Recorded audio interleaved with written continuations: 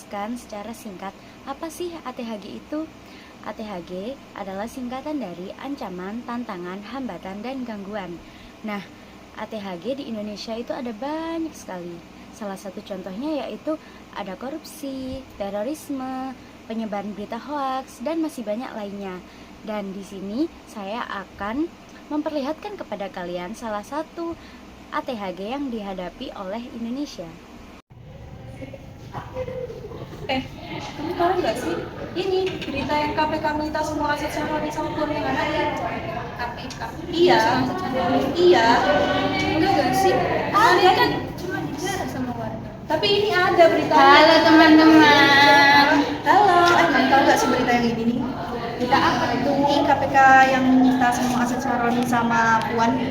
Kayaknya bukan deh. Kamu jangan percaya berita hoax itu. Soalnya kemarin tapi ini beritanya baru nih lihat 20 September. Coba baca dulu. Apa sih fakta yang mendukung kira-kira? Itu kan bohong ini. Lihat. Kamu belum baca sih. Harusnya kamu tuh baca dulu. Jangan percaya berita-berita seperti itu.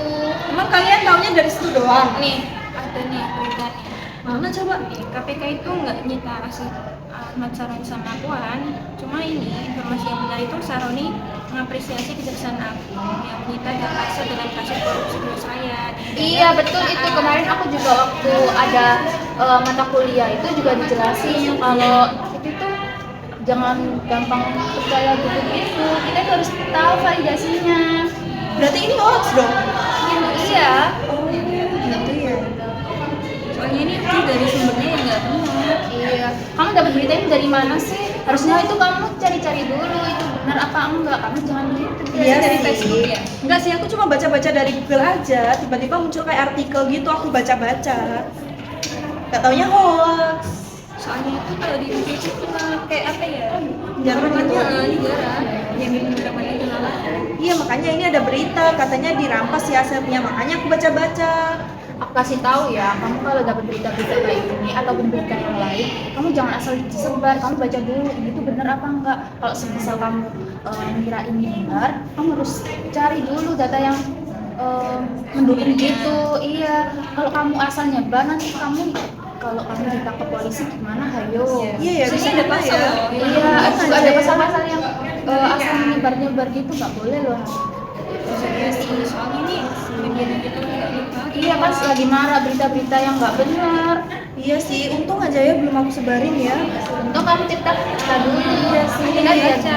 jadinya kita kan bisa membenarkan ini benar atau enggak gitu. Oke deh, terima kasih ya teman-teman.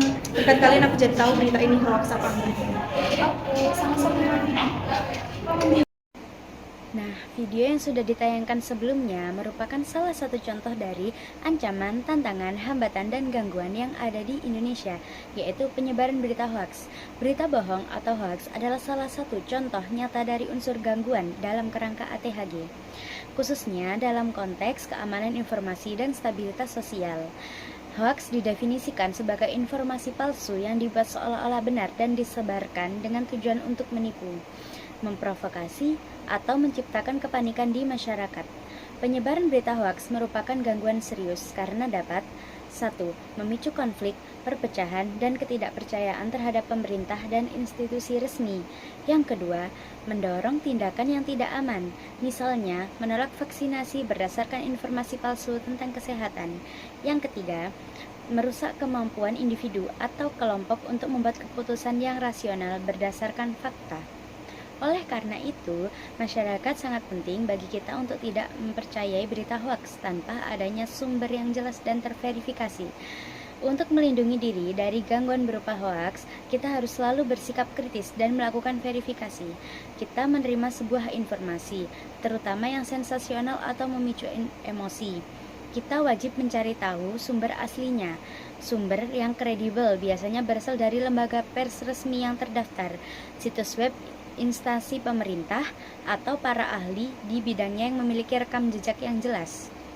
Jika suatu berita tidak mencantumkan sumber atau sumbernya berupa akun media sosial anonim atau situs web yang tidak dikenal, kita harus segera meragukannya dan menahan diri untuk tidak ikut menyebarkannya.